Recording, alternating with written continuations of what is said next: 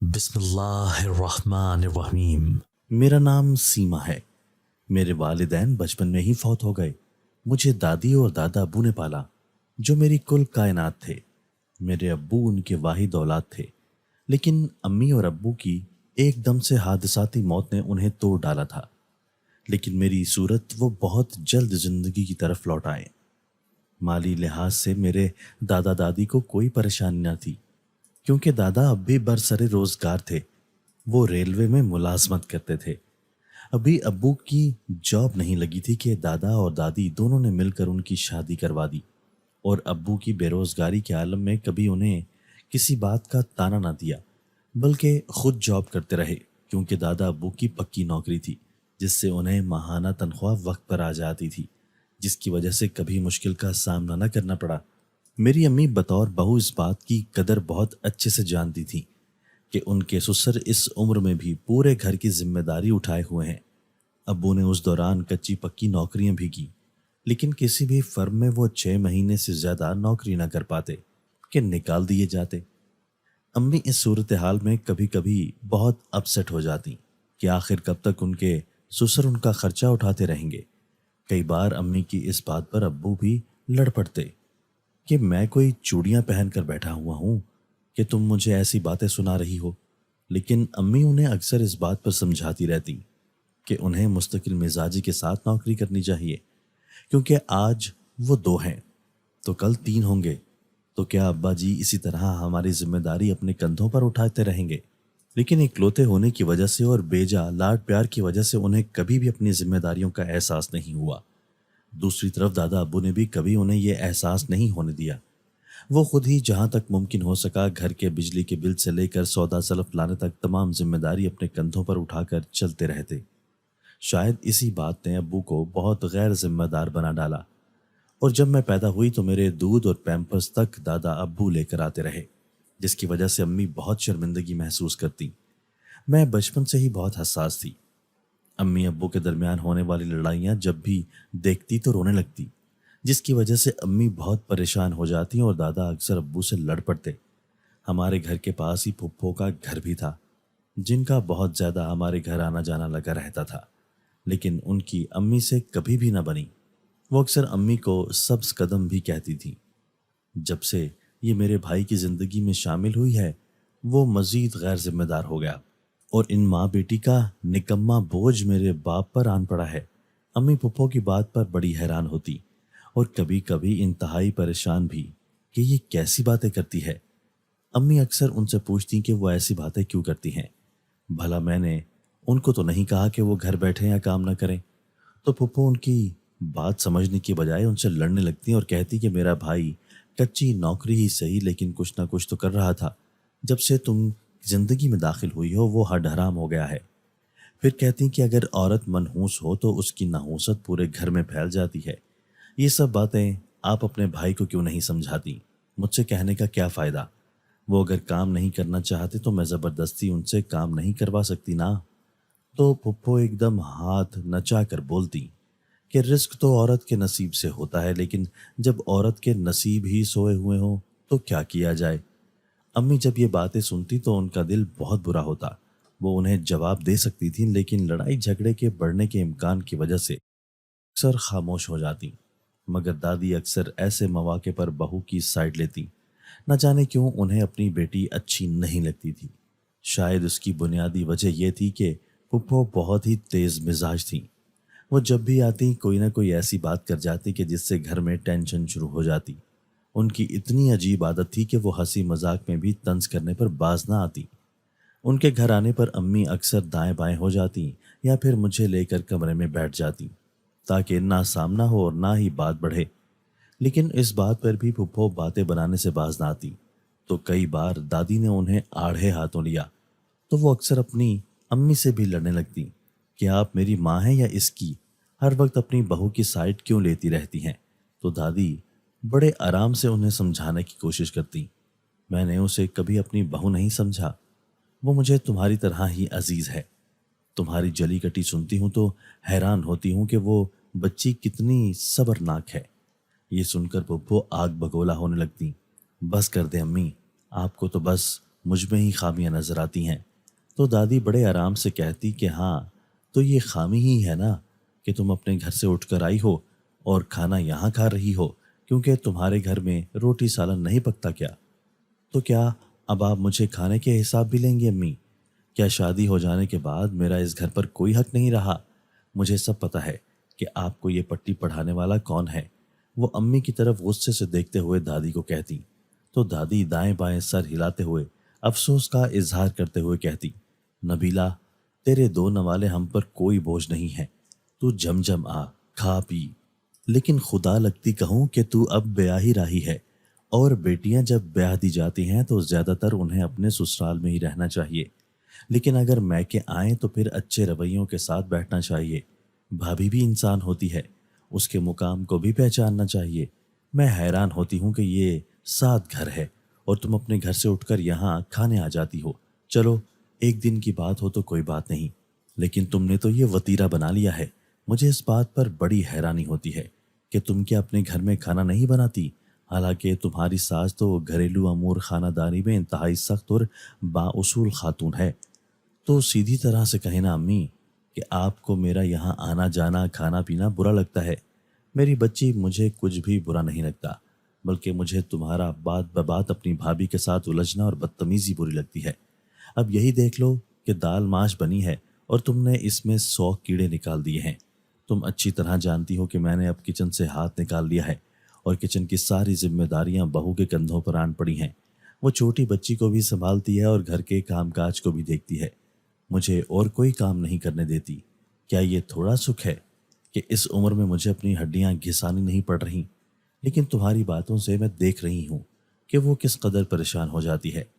चाहे तो तुम्हें ठीक ठाक जवाब सुना सकती है, लेकिन वो हमेशा की तरह तुम्हें जवाब दिए बगैर चुपचाप उठ जाती है। लेकिन तुम्हें फिर भी करार नहीं। तुम नक्श निकालने में बाज नहीं आती। अगर तुम्हें यहाँ का खाना सालन इतना ही बुरा लगता है तो अपने घर से खा कर आया करो। भाई, सच बात तो यह है कि मुझे और तुम्हारे अब्बा को इसके हाथ के पके हुए सालन बहुत ही पसंद हैं। हालांकि वो बच्ची तेज मिर्च खाने वाली है, लेकिन हमारी खातिर वो फीके सालन बनाती है, वरना चाहे तो अपने चटखारे के लिए सालन में खूब मसाले डाल सकती है, और ये उसकी बहुत बड़ी नेकी है, वरना आजकल की बहू सास के मुंह को आती हैं। दादी ने तसल्ली से अपनी बहू का दिफा किया तो फुप्पो चिढ़ सी जाती और फिर रोने लगती कि मेरे नसीब में तो कहीं भी सुख नहीं है।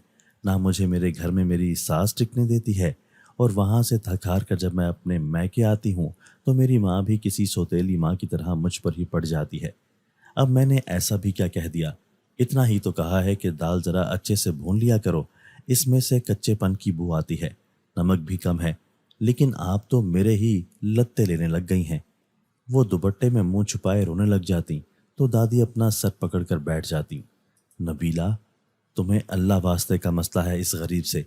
अच्छी भली दाल बनी है, लेकिन अब तुम्हारी पसंद पर पूरी नहीं उतरती तो क्या करें? बाकी जहाँ तक नमक की बात है तो नमक वो हमारी वजह से कम डालती है, जो कि तुम्हें पता है कि मैं और तुम्हारे अब्बा दोनों ही ब्लड प्रेशर के मरीज हैं। हम ज़्यादा नमक नहीं खा सकते। दादी अच्छे से जानती थी कि वो जितनी भी वजाहत दे दें उनकी बेटी नहीं समझेगी और ना ही नुक्ताचीनी से बाज आएगी। उसके बावजूद वो अपनी बेटी को समझाने की कोशिश करती, लेकिन वो अपनी बेटी और बहू के दरमियान आए हुए फासलों को किसी तौर भी कम नहीं कर पा रही थी, और इस बात का उन्हें मलाल अक्सर रहने लगा। पप्पो के जाने के बाद दादी अम्मी की दिलजोई जरूर करती। यूं अम्मी के दिल में दादी की बहुत कदर व मंजिलत पैदा हो गई। अम्मी को इसीलिए फूफो की कोई बात भी बुरी न लगती और ना ही वो जवाब देती। वक्त का पहिया तेजी से घूमता चला गया और एक दिन बिलाखिर मेरी माँ पर लगी नहूसत के ये दाग भी धुल गए जब अब्बू को पक्की नौकरी मिल गई। अम्मी उस दिन बहुत खुश थीं। उनकी आंखें तशक्कुर के एहसास से बार बार नम हो जाती। फुप्पो अजीब बुग़्ज़ रखती थीं। उन्होंने घर में दादा दादी और अब्बू को नौकरी लग जाने की मुबारकबाद दी, लेकिन उन्होंने अम्मी को इस बात की कोई मुबारकबाद नहीं दी। फुप्पो के दो ही बच्चे थे, एक बेटा और एक बेटी। दोनों ही मुझसे बड़े थे। वो भी अपनी माँ जैसा ही बुग़्ज़ हमारे साथ रखते थे। मैंने ये बात बहुत दफ़ा नोट की कि फुप्पो जब हमारे घर आती तो खाना मांग कर खा लेती या खुद ही किचन में घुसकर खाना चट कर जाती, लेकिन अगर मुझे खेलते खेलते ही उनके घर खाने का टाइम हो जाता तो मुझे घर भेज देती। दादी इस बात अफा भी होती کہ کھانے کا وقت تھا، تم نے کھانا وہاں کیوں نہیں کھایا؟ تو میں انہیں کیا بتاتی کہ وہ تو مجھے زبردستی گھر بھیج دیتی ہیں۔ جب بھی دسترخوان لگاتی تو اپنے بچوں کو آنکھوں ہی آنکھوں میں ایسا اشارہ کرتی کہ ان کے بچے میرے ساتھ کھیلنا بند کر کے مجھے گھر سے جانے کا کہہ دیتے۔ حالانکہ میرا بہت دل چاہتا کہ میں بھی ان کے ساتھ بیٹھ کر کھانا کھاؤں، لیکن پھپھو کی بڑی بڑی غسیلی آنکھیں دیکھ کر میری ہمت جواب دے جاتی۔ میرا کوئی بہن بھائی نہیں تھا، تو میرا بہت زیادہ دل کرتا کہ میں کھانے کے ساتھ ساتھ پڑھائی تک اپنے کزنز کے ساتھ کیا کروں، لیکن پھپھو کی خدا جانے مجھ سے کیا بیر تھی۔ میں جب بھی ان کے گھر جاتی تو وہ مجھے کہتی کہ تمہیں اپنے گھر میں آرام نہیں لگتا، جب دیکھو یہاں گھسی ہوئی ہوتی ہو۔ کئی بار ایسا ہوا کہ جب وہ کوئی فروٹ کھا رہی ہوتی اور میں اگر اوپر سے چلی جاتی تو مجھے دیکھ کر وہ فوراً اپنا فروٹ چھپا لیتی۔ میں نے جب یہ بات جا کر امی کو بتائی تو وہ بہت پریشان ہوئی اور مجھے ڈانٹا کہ آئندہ میں ان کے گھر نہ جاؤں۔ لیکن مجھے اشعر بہت اچھا لگتا تھا، مجھے اس کے ساتھ کھیلنا بہت پسند تھا، اسی لیے میں اس کی وجہ سے اپنے دل کے ہاتھوں مجبور ہو کر وہاں چلی جاتی۔ لیکن پھپھو کے برے رویے کا شکار ہو کر جب گھر پہنچتی تو چھپ کر روتی، کیونکہ مجھے یہ ڈر تھا کہ اگر میرے آنسو امی نے دیکھ لیے تو وہ مجھے کبھی بھی پھپھو کے گھر جانے نہیں دیں گی، اور میں دن میں ایک بار اگر ان کے گھر نہ جاتی تو مجھے ایسا لگتا تھا کہ جیسے میری سانس بند ہونے والی ہے۔ میرا بچپن میری انہی کھٹی میٹھی یادوں سے مل کر بنا تھا، اور سچ یہ ہے کہ مجھے پھپھو کی کسی بات پر بھی شکوہ نہ ہوتا تھا۔ میرے لیے بس یہ ایک معمول کی بات تھی۔ لیکن پھر میری زندگی نے انتہائی بھیانک کروٹ لی کہ اگر مجھے اس لمحے دادی دادا نہ سنبھالتے تو شاید میں پاگل ہو چکی ہوتی یا پھر مر چکی ہوتی۔ ایک روڈ ایکسیڈنٹ میں ابو اور امی کا انتقال ہو گیا۔ ان کا یوں اچانک بچھڑ جانا میرے لیے کسی صدمے سے کم نہ تھا۔ کافی عرصہ تو مجھے یہی گمان رہا کہ شاید زندگی نے مجھ سے کوئی سنگین مذاق کیا ہو، یا پھر میں دیکھ رہی ہوں، جب سو کر اٹھوں گی تو شاید سب ٹھیک ہو جائے گا۔ مختصر یہ کہ مجھے ان کی موت کا یقین نہیں ہو پا رہا تھا۔ میں امی ابو کے جانے کے بعد انتہائی صدمے سے دو چار ہو گئی۔ ویسے میرے دادا دادی نے مجھے بہت سہارا دیا، خاص کر دادا ابو جن کے ساتھ میں بہت زیادہ اٹیچ ہو گئی تھی۔ وہ میرے لیے بالکل ابو کا نعم البدل ثابت ہوئے۔ دادا دادی اپنا غم چھپا کر مجھے سنبھالنے لگے تھے۔ وہ میرے رونے سے اس قدر سہم جاتے کہ انہیں لگتا کہ اگر میں اسی طرح روتی رہی تو کہیں مر ہی نہ جاؤں۔ دادا ابو نے میری خاطر اپنی ملازمت سے چھٹی لے لی۔ وہ سارا دن میرے ساتھ مجھے کسی نہ کسی ایکٹیویٹی میں مصروف رکھتے۔ میں جہاں چھپ کر خاموشی سے بیٹھ جاتی تو ان دونوں کے ہاتھ پاؤں پڑ جاتے، ان کے چہرے سے پریشانی جھلکنے لگ جاتی، اور وہ دونوں کسی کھلونے کی طرح مجھے بہلانے کی کوشش شروع کر دیتے۔ میں شاید اپنی پریشانی میں یہ بھول ہی گئی تھی کہ وہ کتنے گہرے صدمے سے خود بھی گزر رہے ہیں اور پھر مجھے بھی سنبھال رہے ہیں، اور دن بدن کس قدر کمزور ہو کر میری فکر میں ہلکان رہتے ہیں۔ جب مجھے اس بات کا احساس ہونے لگا تو میں نے فوراً خود کو ان کی محبت میں بدلنے کی کوشش شروع کر دی، کیونکہ سچ تو یہ ہے کہ امی ابو کے بعد میرا اس دنیا میں اتنی محبت دینے والا رشتہ کوئی نہ تھا۔ ویسے تو یہ پوری گلی ہمارے رشتہ داروں سے بھری پڑی تھی، لیکن ان جیسا چاہنے والا، احساس کرنے والا رشتہ میں نے کہیں اور نہ دیکھا، تو مجھے ان کی فکر لاحق ہو گئی تھی۔ اگر خدا نہ خواستہ انہیں کچھ ہو گیا تو میرا کیا ہوگا؟ میں کہاں جاؤں گی؟ اور کون مجھے اتنے پیار سے رکھے گا اور ان کی طرح مجھے نوالے بنا بنا کر کھلائے گا؟ جب سے مجھے یہ سوچ آئی تب سے میں نے خود کو تبدیل کرنا شروع کر دیا، اور اپنا پڑھائی کا سلسلہ جو میں نے منقطع کر دیا تھا وہ دوبارہ شروع کر دیا۔ گھر کا ہر کام میں نے اپنے ہاتھوں میں لے لیا، کیونکہ دادی بوڑھی اور کمزور تھیں، وہ اتنے کام نہیں کر سکتی تھیں۔ اسکول جانے سے پہلے وہ اسکول سے واپس آنے کے بعد میں گھر کے کام کرتی اور پھر اس کے بعد اپنی کتابوں کو لے کر بیٹھ جاتی۔ لیکن بہت جلد میں نے یہ بات محسوس کی کہ امی کے بعد پھپھو نے مجھے ٹارگٹ پر رکھ لیا تھا۔ امی ابو کی ڈیتھ کے بعد انہوں نے ہمارے گھر آنا جانا کم کر دیا تھا، کیونکہ وہ یہ بات بہت اچھے سے جانتی تھی کہ اب تو کھانا بھی آگے سے بنا نہیں ہوگا اور کام بھی کرنے پڑیں گے۔ اس لیے وہ اپنی جان بچاتے ہوئے یہاں آنے سے اب کترانے لگی، کیونکہ وہ جب بھی آتی تو دادی انہیں کوئی نہ کوئی کام کرنے کا کہہ دیتی اور انہیں لا محالہ وہ کام کرنا پڑتا۔ لیکن وہ جب بھی آتی مجھے کوئی نہ کوئی بات ضرور سناتے ہوئے کہتی کہ تم کیا مفت میں بیٹھ کر روٹیاں توڑتی رہتی ہو، کچھ ہل جل کر کام کیا کرو۔ میری ماں اب بوڑھی ہے، وہ اب تمہارے آگے روٹیاں پکانے سے تو رہی، زہریلے لہجے میں بات کرتی۔ پھپھو کو سن کر میرا سارا جسم ٹھنڈا پڑ جاتا، لیکن دادی اکثر میرا دفاع کرتے ہوئے کہتی کہ یہ کتنا کام کرے گی، آخر پڑھنے لکھنے والی بچی ہے، میں خود ہی اس کے اوپر بوجھ نہیں ڈالتی۔ تو وہ امی کو بڑے رسان سے کہتی، امی زیادہ سر نہ چڑھائیں ورنہ کل آپ کو ہی مشکل ہوگی، اور لڑکیوں کا کیا ہے، آج نہیں تو کل اگلے گھر جانا ہے، اس لیے انہیں کام کاج آنے چاہیے، آخر کل کو انہوں نے پرائے گھر جانا ہوتا ہے۔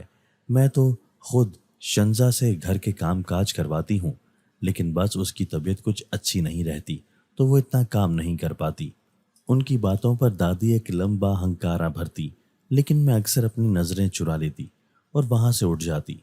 میں اب پہلے کی نسبت سمجھدار ہو گئی تھی، اب دوڑ دوڑ کر پھپھو کے گھر نہیں جاتی تھی، لیکن اشر کے لیے میرا دل دھڑکنا بند نہ ہوتا اور اسے دیکھنے کے لیے میرا دل ہمیشہ بے قرار رہتا۔ میٹرک امتحان ختم ہو چکے تھے، میں اب بالکل فارغ تھی، لہٰذا میں نے سوچا کہ صحن میں لگے پودوں کی کیاری کو ٹھیک کروں، فالتو جھاڑ جھنکار نکال دوں۔ میں اس کام میں مصروف تھی کہ دروازے پر زوردار دستک ہوئی۔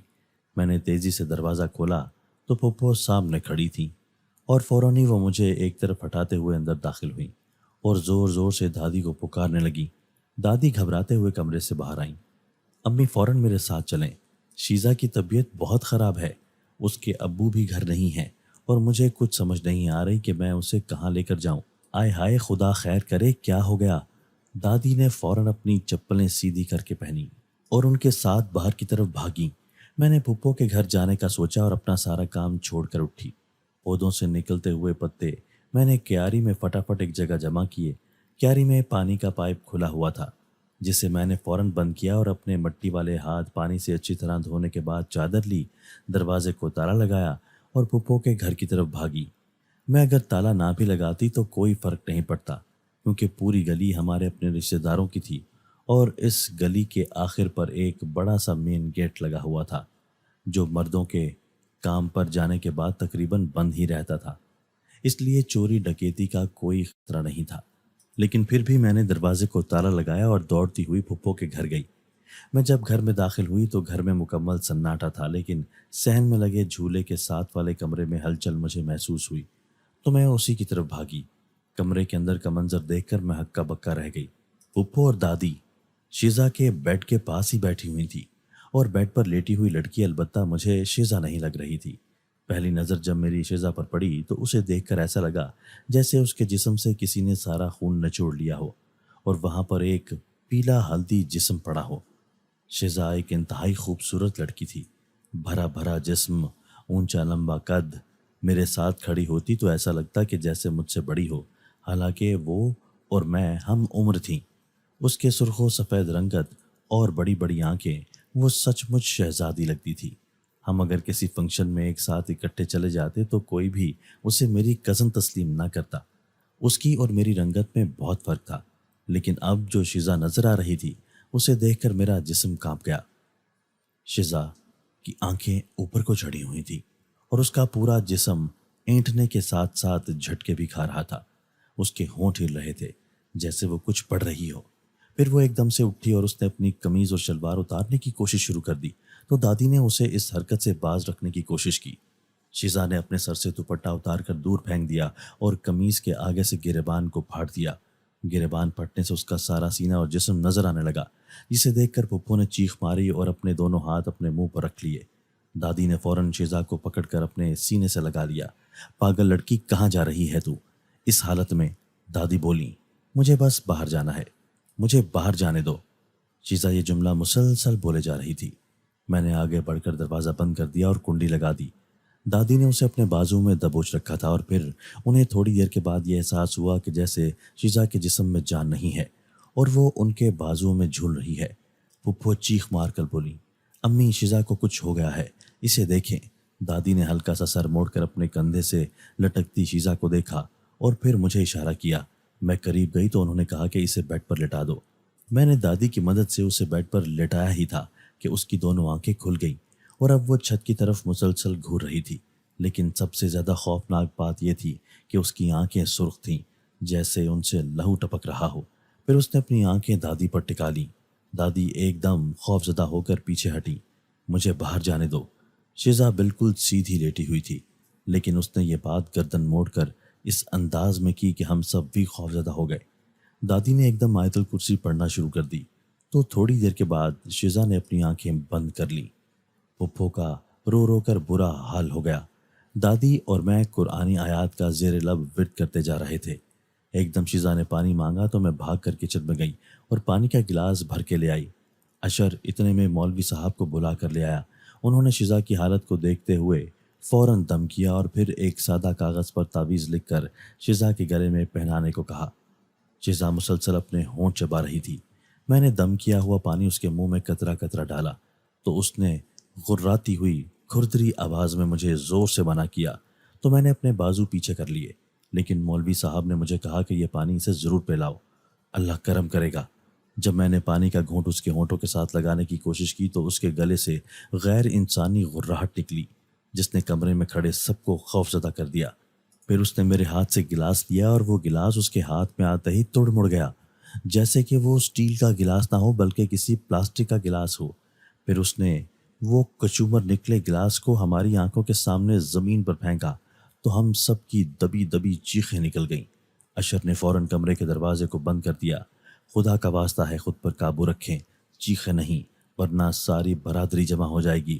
ہم کس کس کو جواب دیں گے کہ جوان بہن کو کیا ہو گیا ہے۔ اشر مجھ سے صرف 3 سال بڑا تھا، لیکن وہ اتنا سمجھدار اور فہم کا مالک ہے، مجھے اس کا اندازہ اس سے پہلے نہ ہوا۔ جانے کیوں میں شرما سی گئی۔ مجھے اشر پر بے انتہا پیار آیا اور میں ٹکٹکی باندھے اسے دیکھنے لگی۔ مولوی صاحب نے اپنی پڑھائی مکمل کی اور اب شیزا بھی کافی حد تک نارمل نظر آ رہی تھی تو وہ فوراً اٹھے اور وہاں سے چل دیے۔ ان کے جانے کے بعد اشر پھپھو پر بگڑنے لگا۔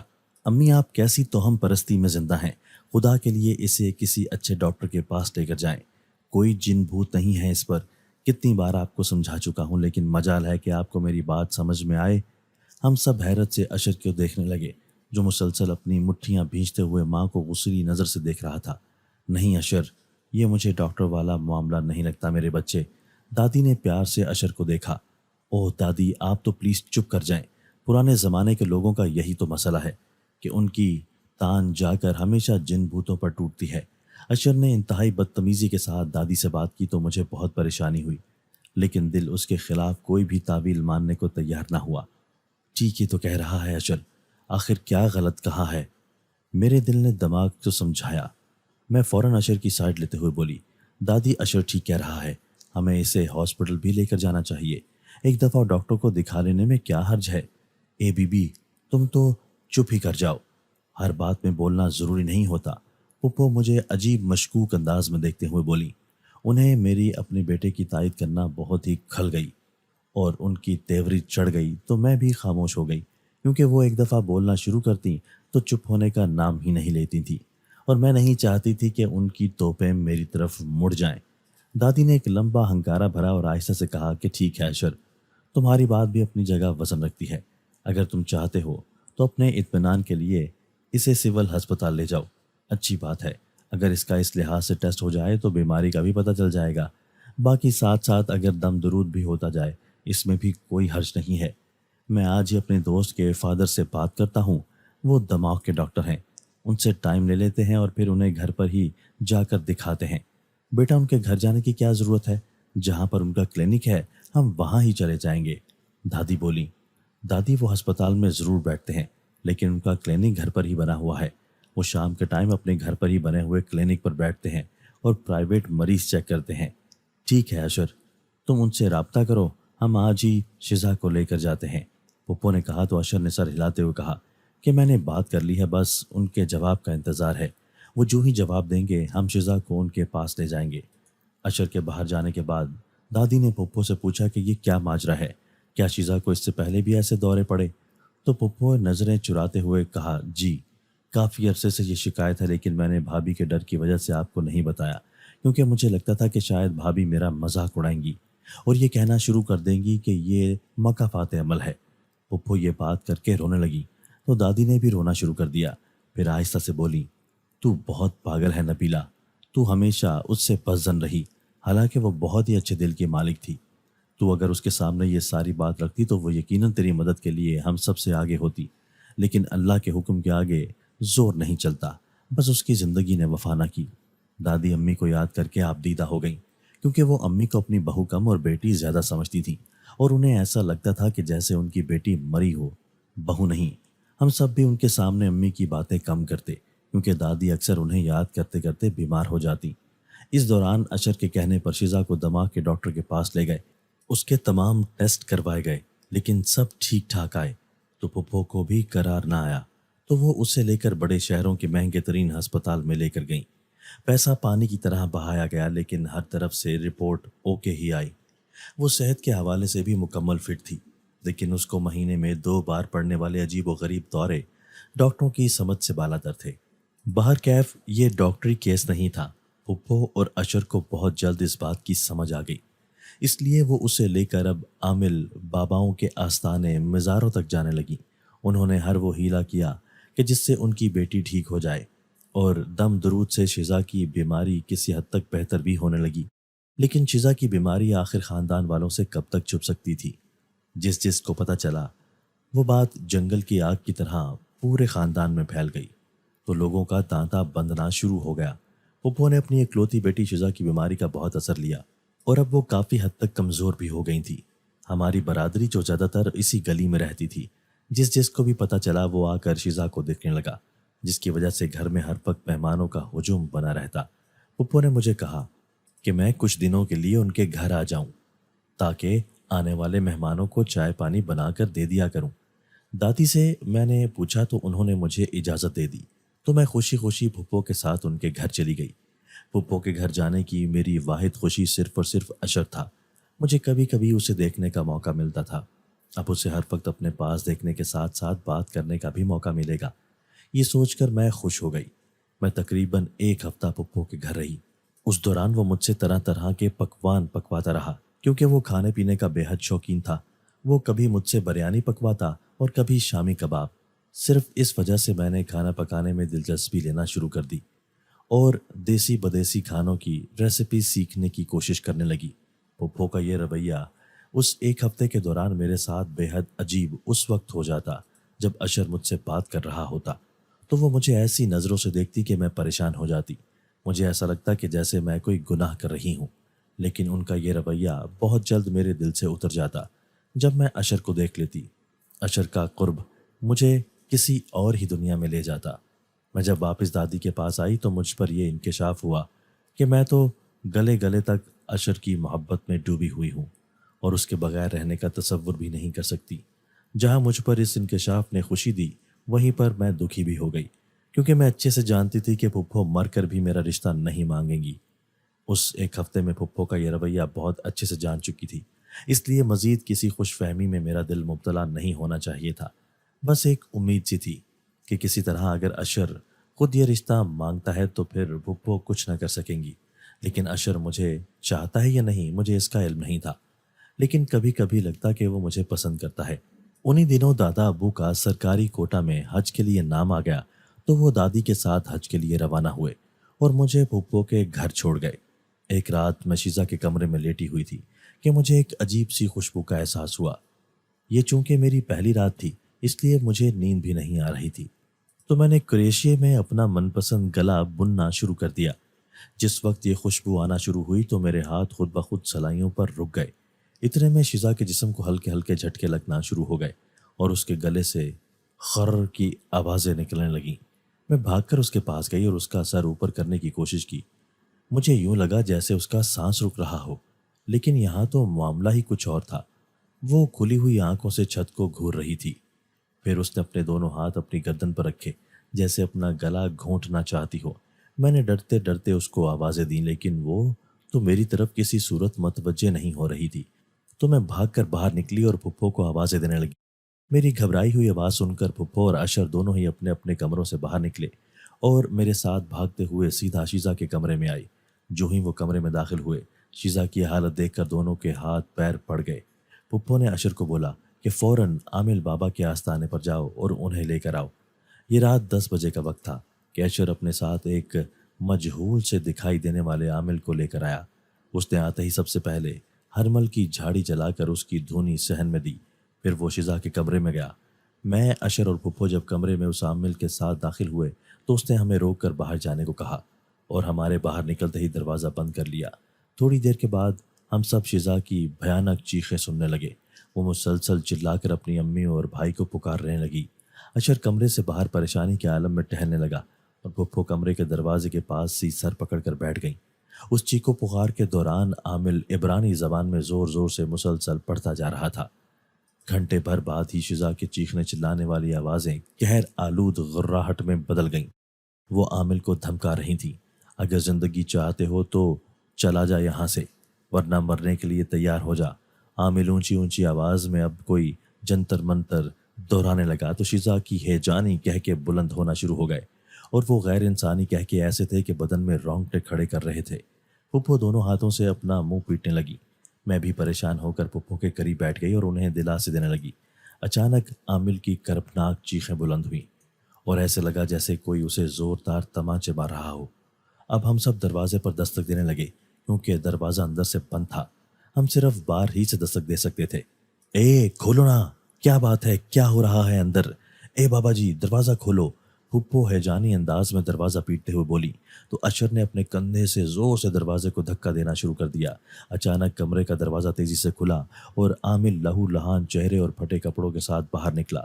جہاں جہاں اس کے کپڑے پھٹے ہوئے تھے وہاں ناخنوں کے کھرچنے لگے ہوئے تھے اور ان سے خون رس رہا تھا۔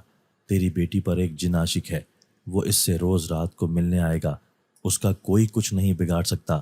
یہ کہہ کر وہ اتنا بدحواس ہوا کہ اپنا تھیلا بھی چھوڑ کر سرپٹ باہر کی طرف بھاگا ہی تھا کہ شزا کمرے سے باہر نکلی۔ اس کی لال لال آنکھیں حلقوں سے باہر نکل رہی تھیں، اس کے بال بکھرے ہوئے تھے اور سانسیں تیز چل رہی تھیں۔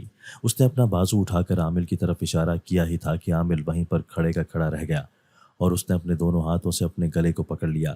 اب صورتحال یہ تھی کہ عامل کا آدھا جسم گھر کے اندر اور آدھا گھر سے باہر پڑا ہوا تھا اور کسی نادیدہ مخلوق کے شکنجے میں اپنی گردن کو چھڑانے کی کوشش میں معافیاں مانگ رہا تھا کہ ایک دم جیسے کسی نے اسے چھوڑ دیا ہو تو وہ فوراً اٹھا اور سرپٹ ایسے بھاگا کہ اس نے پیچھے مڑ کر بھی نہ دیکھا۔ پھر شیزا نے اپنی خونی نگاہوں سے باری باری ہم سب کی طرف دیکھا۔ اس کے چہرے کے خد و خال بری طرح سے بگڑے ہوئے تھے۔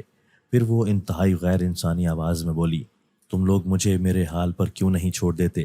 اگر اب کوئی عامل اس گھر میں آیا تو تم لوگوں کی خیر نہیں۔ آج تو یہ عامل زندہ گیا ہے، لیکن آئندہ آنے والے کسی بھی عامل کی زندگی کی کوئی گارنٹی نہیں۔ پھر وہ دانت نکوستے ہوئے کمرے میں چلی گئی۔ ذرا دیر کے بعد کمرے سے شزا کے کہہ کے لگانے کی آوازیں آنے لگیں۔ اسی دوران ہمارے گھر میں سارے رشتہ دار اکٹھے ہو گئے۔ کمرے سے شزا کی بھی ہنسنے اور کبھی رونے کی آوازیں بدستور آ رہی تھیں۔ سبھی پریشان تھے۔ ان میں سے ایک خاتون بولی کہ ہم نے بہت ساری لڑکیوں کو شادی کے بعد ٹھیک ہوتے دیکھا ہے، تم شزا کی شادی کر دو۔ پپھو نے مشورہ دینے والی رشتہ دار خاتون کی طرف دیکھا اور رونے لگی۔ اس حالت میں شزا کے ساتھ کون شادی کرے گا؟ اب شزا پر اس جن کی روز حاضری ہونے لگی۔ اس رات کے بعد میں شزا کے کمرے میں سونے کے لیے بالکل بھی تیار نہ تھی اور میں نے پپھو کو صاف کہہ دیا کہ میں آپ کے کمرے میں سوں گی۔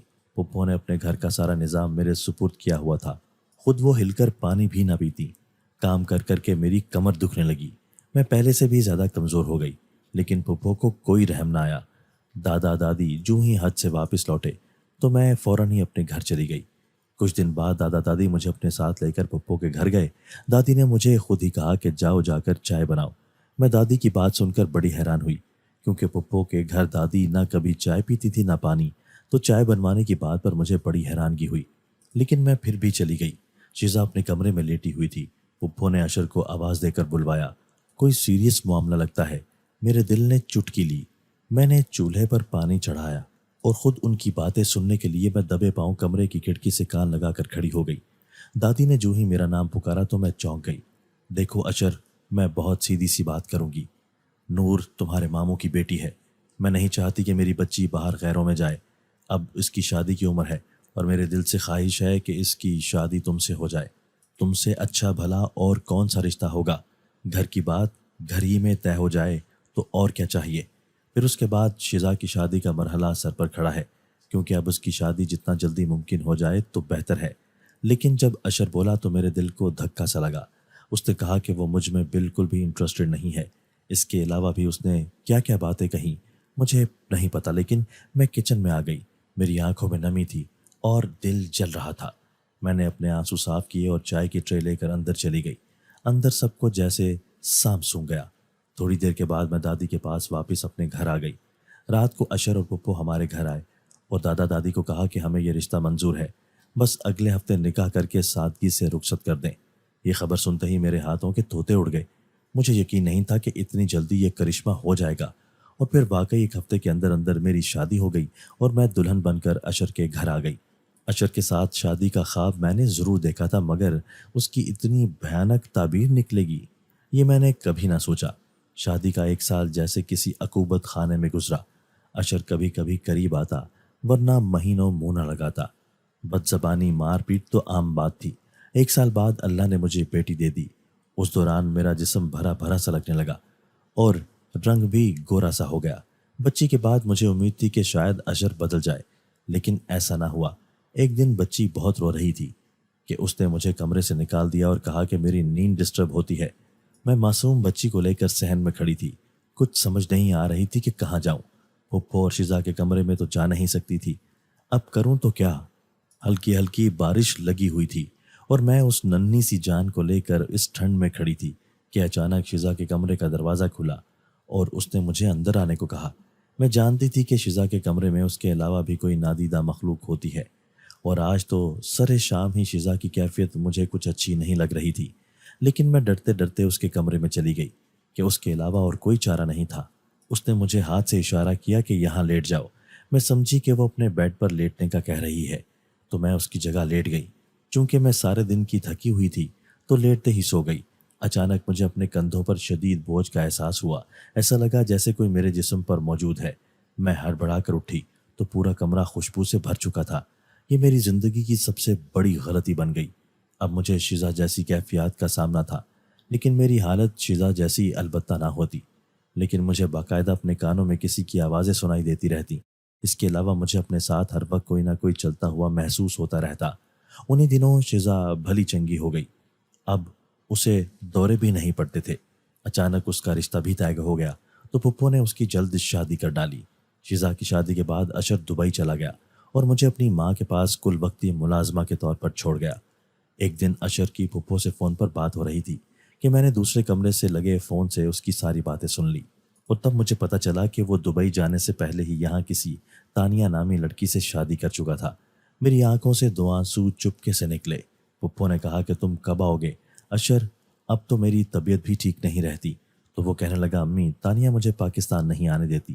وہ کہتی ہے کہ اپنی بیوی کو طلاق دو اور پھر بھلے چلے جاؤ، لیکن میں آپ کا سوچ کر چپ ہو جاتا ہوں کہ آپ اکیلی کیسے رہیں گی۔ میں یہ سن کر سکتے میں آ گئی تو گویا میری شادی ان دونوں ماں بیٹے نے اپنے مفاد کے لیے کی تھی۔ بس میں اشر کی محبت میں پاگل ہو گئی تھی۔ دیوار سے سر ٹکائے میں اب زیر لب بولی، تو اب نور ایک شادی شدہ بیوہ ہے؟ میں تلخی سے مسکرائی۔ آنسو میرے گال بھگونے لگے۔ اچانک مجھے اپنے کانوں میں آواز آئی کہ اگر تم چاہو تو میرے ساتھ شادی شدہ زندگی گزار سکتی ہو۔ میں اس مانوس آواز سے بالکل بھی نہ ڈری۔ انتہائی دلیری کے ساتھ میں نے اسے اپنے سامنے آنے کو کہا۔ وہ جب میرے سامنے آیا تو ایک خوبصورت مرد جیسا تھا۔ کیوں اپنی زندگی اس بے وفا کے لیے برباد کر رہی ہو؟ مجھ سے شادی کر لو، خوش رہو گی۔ آپ کون ہیں؟ میرے سوال پر وہ مسکرایا اور پھر بولا، میرا نام خاقان ہے، تم مجھے خانی کہہ سکتی ہو، اور میں جن زاد ہوں۔ میں اس کی بات سن کر مسکرائی، کیونکہ میں اتنا تو جانتی تھی کہ جس ہوائی مخلوق کے مجھ پر 5 سال سے اثرات ہیں وہ یقیناً جنات کے قبیلے سے تعلق رکھتا ہوگا، لیکن چونکہ اس نے مجھے کبھی نقصان نہیں پہنچایا اس لیے میرے دل میں اس کے لیے کبھی ڈر پیدا نہیں ہوا، لیکن اسے دیکھنے کا میرے دل میں ارمان اکثر اٹھتا تھا۔ تو پھر میں ہاں سمجھوں؟ مجھے سوچتا دیکھ کر وہ بولا، تو میں نے اس سے کہا کہ میں شادی شدہ ہوں اور اشر کے نکاح میں ہوں، اور کیا ضروری ہے کہ خاوند بے وفا ہو تو بیوی بھی بے وفا بن کر دکھائے۔ وہ میری بات سن کر قریب آیا اور مجھے گردن سے پکڑ کر اپنے چہرے کے قریب کر لیا۔ مر جاؤ گی میرے ہاتھوں، وہ غرایا۔ تو میں نے اپنی آنکھیں بند کر کے کہا کہ مار سکتے ہو، میرا جسم بھی حاصل کر سکتے ہو، لیکن میرے دل پر قبضہ نہیں کر سکتے، میری محبت نہیں پا سکتے۔ کر لو جو کرنا ہے۔ میں نے اپنا دوپٹہ اتار کر پھینک دیا، جس سے اس نے ہوا میں ہی اپنے ہاتھوں میں پکڑ لیا۔ اس کی آنکھوں کا غصہ ایک دم نرمی سے ڈھل گیا۔ تمہاری یہی بات مار گئی ہے کہ تم بہت زیادہ خوبصورت دل کی انسان ہو۔ میں تمہیں مجبور نہ کروں گا، لیکن ہاں تم سے ملنے آتا رہوں گا۔ میری کہانی یہاں پر ختم نہیں ہوتی۔ پھپھو نے اپنے مفاد کی خاطر میری زندگی جو داؤ پر لگائی تھی، اب وہ خود مکافات عمل کا شکار تھی۔ مجھ پر کیا گیا ظلم اب شزا کے منہ کے آگے تھا۔ اس کی جب کوئی اولاد نہ ہوئی تو اس کے خاوند نے اسے طلاق دے دی۔ اس بات پر شزا اتنی ڈس ہارڈ ہوئی کہ اس نے پھپھو کے گھر آ کر خودکشی کر لی۔ دوسری طرف اشر کو مجھ سے بے وفائی کی یہ سزا ملی کہ اس کی اپنی بیوی نے اسے اپنی ہی کمپنی میں غبن کے الزام میں لمبے عرصے کے لیے جیل بھجوا دیا۔ جو تھوڑے بہت پیسے وہ اپنی ماں کو بھیجتا تھا وہ رک گئے، تو پھپھو جیسے پاگل سی ہو گئیں۔ پے در پے صدمات نے ان پر فالج گرا دیا، اور اب وہ بیڈ پر لیٹی ہر وقت میرے سامنے ہاتھ جوڑ کر معافیا مانگتی رہتی۔ میں پتہ نہیں انہیں معاف کر سکوں گی یا نہیں، البتہ ان کی خدمت ضرور کرتی رہوں گی۔ دادا دادی مرنے سے پہلے اپنا گھر میرے نام کر گئے تھے، جس کے اوپر تلے دونوں پورشن میں نے کرائے پر لگا دیے، جس سے ہمارا اچھا گزارا ہونے لگا۔ اور یہ کرایہ دار کوئی اور نہیں تھا بلکہ مجھ پر عاشق جن خاقان اور اس کی فیملی تھے، جو یہاں انسانوں کے روپ میں رہ رہے تھے۔ دوستو، اگر آپ کو آج کی ہماری یہ ویڈیو پسند آئی ہے تو اسے لائک کیجئے اور اسے اپنے پیاروں کے ساتھ شیئر ضرور کیجئے گا۔ اور ہاں، اگر آپ نے ابھی تک ہمارا چینل سبسکرائب نہیں کیا تو ہمارا چینل سبسکرائب کر دیجئے اور بیل آئیکن بھی پریس کر دیجئے تاکہ ہماری ہر نئی آنے والی ویڈیو آپ کو بر وقت مل سکے۔ اللہ حافظ۔